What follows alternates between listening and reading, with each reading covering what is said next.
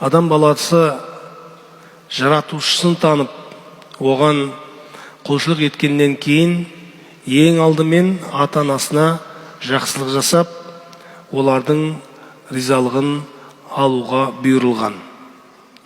Алла Тағала қасиетті Құранның Ниса сүресінің 36 аятында: Аузу биллахи минаш шайтанир раджим. Бисмиллахир рахманир рахим. Ва'будуллаха ва ла тушрику бихи шай'ан ва бил валидайни ихсана. Садақаллахул азим.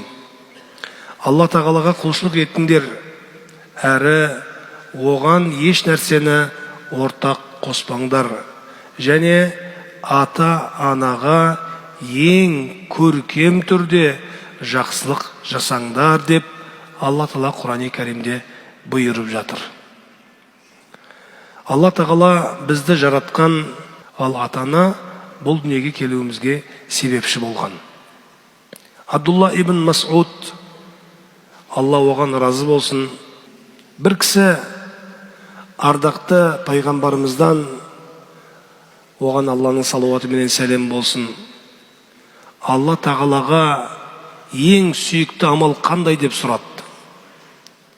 Сонда ол уақытылы оқылған намаз және ата-анаға жақсылық жасау деп жауап берді. Пайғамбарымыздың сұраған кісіге ең жақсы амал қайсы деген кезде намазды уақытында оқу және ата-анаға жақсылық жасау деді. Ибн Аббас, Алла оған разы болсын, былай деп айтқан: қасиетті Құрандағы 3 аят 3 түрлі себепке байланысты түсті.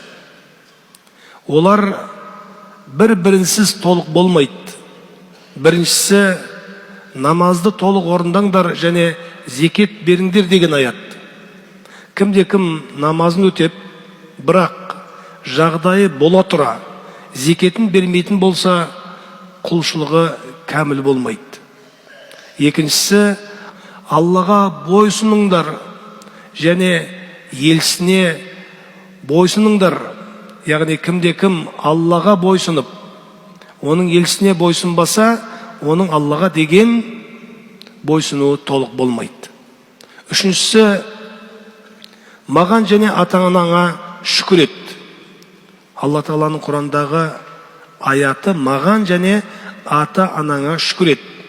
Бұл аятта да кімде-кім Алла Тағалаға шүкіршілік етсе, бірақ ата-анасына шүкіршілік етпесе, онда жаратушыға деген шүкіршілігі қабыл болмайды.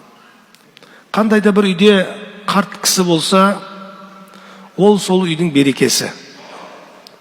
Қарт ата-анамыздың әркез көңіліне қарап, оған қаяу салып алудан қорқайық.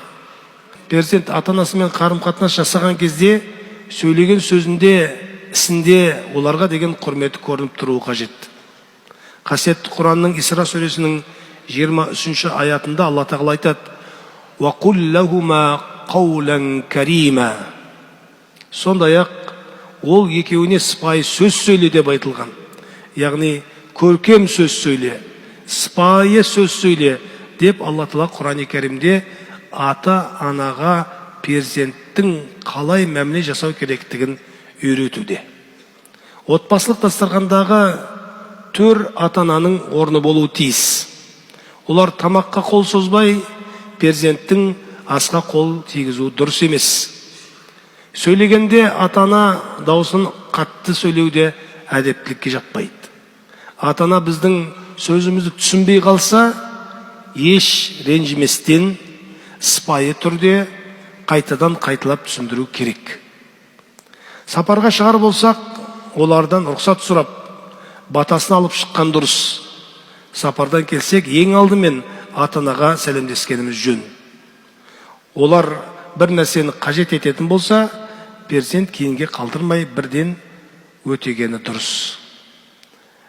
Дастархан басында әсіресе отырғанда қадірлі жамағат, әкені күту, ол кісі келгеннен кейін асты бастау, әкенің бастауымен бірге.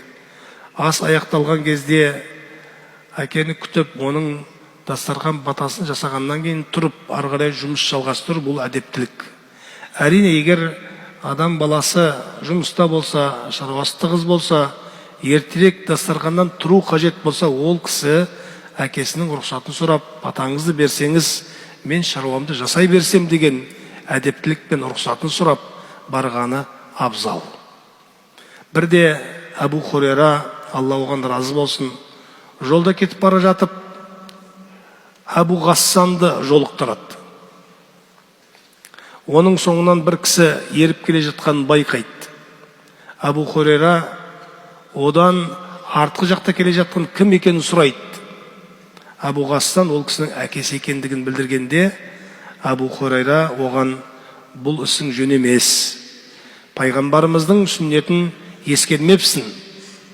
Жүргенде әкеңнің алдында жүру еріс қылық. Әкеңнің не артынан жүр, не оң жағынан жүр. Астың дәмдісін әуелі әкеңнің алдына қой. Тамаққа алдымен әкең қол созсын.